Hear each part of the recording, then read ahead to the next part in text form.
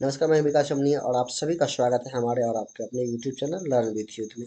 आज इस वीडियो में बात करने वाले हैं कि model question English subsidiary part 1 का जो क्वेश्चन मॉडल पेपर BRABU द्वारा जारी किया गया है उसके बारे में हम लोग बात करने वाले हैं। तो चलिए क्लास को स्टार्ट करते हैं। तो क्वेश्चन नंबर फर्स्ट की ओर मूव करते हैं। The lunatic, the lover and the poet is poem by, यानी कि यह जो पोएम है ये किनके द्वारा रचित है, लिखे किसने लिखा था इसको। तो इसका राइट आंसर हो जाएगा ये विलियम शेक्सपियर। चलिए आगे मूव करते हैं हम लोग क्वेश्चन नंबर 2 की ओर।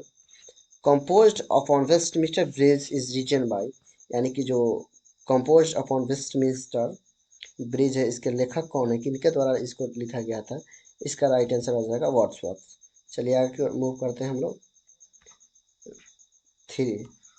Meeting at night is poem composed bye, meeting at night is poem composed bye. तो इसका राइट आंसर हो जाएगा ए रॉबर्ट ब्राउन। चलिए आगे के हम लोग मूव करते हैं question number 4। A river is a poem written by, a river is a poem written by. इसका राइट आंसर हो जाएगा A.K. रामानुजम। चलिए क्वेश्चन नंबर 5 की ओर मूव करते हैं। In the time of the breaking of the nations is poem written by. इसका right answer हो जाएगा हैडी।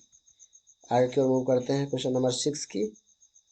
तो question the poem Arabia is written by, the poem Arabia is written by Walter de la Mare. चलिए question number 7। Who wrote a hot noon in Malabar. Question number 7 का right answer हो जाएगा ये कमला दास। Question number 8 का हो जाएगा Robert brown wrote in which form of poetry, यानी कि जो रॉबर्ट ब्राउन का पोइट्री का फॉर्म था वो किस रूप में था। तो इसका राइट आंसर हो जाएगा ए ड्रामेटिक मोनोलॉग। 9 हो, चलिए 9 की ओर मूव करते हैं। William Wordsworth was a dash poet, romantic poet. A right answer. Question number 10 की ओर मूव करते हैं। Breaking of the nations is dash poem, breaking of the nations is dash poem. इसका राइट आंसर है, यानी कि ब्रेकिंग ऑफ नेशन एक किस प्रकार का पोएम है। ब्रेकिंग ऑफ नेशन यह एक वार पोएम है। चलिए आगे मूव करते हैं 11 की ओर। Who writes the essay learning to write, यानी कि ये किनके द्वारा लिखा गया था, ये ऐसे किनके द्वारा रचित किया गया था, लिखा गया था, डायरेक्ट किया गया था। तो इनका राइट आंसर हो जाएगा E.M. फॉस्टर। द चैलेंज 12 है। The challenge of our times in easy written by. इसका राइट आंसर हो जाएगा E.M. फॉरेस्टर। चलिए क्वेश्चन नंबर 13 के who wrote the essay, who wrote the essay the scientific point of view. 13 का right answer हो जाएगा जेबिस हेल्डन। 14 का which is among the following is written by Bertrand Russell, Bertrand Russell. इसका 14 का right answer हो जाएगा A ideas that have helped mankind. The discovery of India is written by Nehru, the discovery of India is written by Nehru. चलिए आगे move करते हैं। Whose way of life does my life philosophy express. 16 का right answer हो जाएगा M.K. Gandhi. चलिए आगे। E.M. Forster prose style is best relevant in his novel. 17 का राइट आंसर हो जाएगा A a passage to India. Bertrand Russell was born in, यानी कि इनका जन्म कब हुआ था। इस राइट आंसर 18 का ए 1872 ईस्वी में। Which war period does not Bertrand Russell belong to, यानी कि इसमें से किस वार पीरियड के साथ बर्ट्रांड रसेल बिलोंग करते हैं। द फर्स्ट वर्ल्ड वार के साथ इनका बिलोंग। चलिए question number 20। Bertrand Russell died in उतने में। क्वेश्चन नंबर डी 20 का राइट आंसर है 1970। चलिए आगे मूव करते हैं हम लोग। Coming the historic times, we find that the earliest important steps were taken in a history of and geography. Which among the following summarized Moham is not is not non for. 22 का हो जाएगा D, drum novel. Sorry, इसका right answer हो जाएगा D. चलिए आगे हम 23 को मूव करते हैं। 23, who is the writer the future in dark uncertain but we can see the part of the way leading to it and can trade it with famous steps, remembering that nothing that can happen is likely to overcome the spirit of man which has survived to many pulls। 23 का right answer हो जाएगा B, Jawaharlal Nehru. चलिए 24 का देखते हैं। Form which of the following essays that lines are quoted? Words have weight, sound appreciates. It is only by consideration this that you can write a sentence that is good to look at and good to listen। 24 learning to writing से taken this. 25 का which poet wrote the river gilleth at his sweet will, dear God, the very houses seems to sleep and all the mighty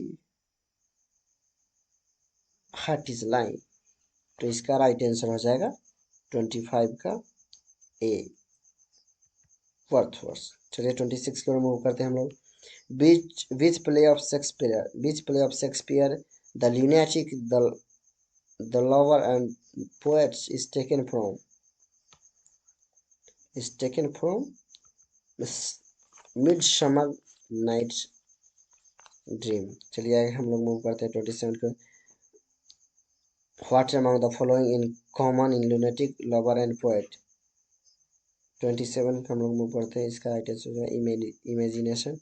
The poem A Horse Known as Malabar is taken from the collection of poems titled 28 का right answer है Summer in Calcutta। A Horse Known as Malabar is full of 29 का answer होगा love से।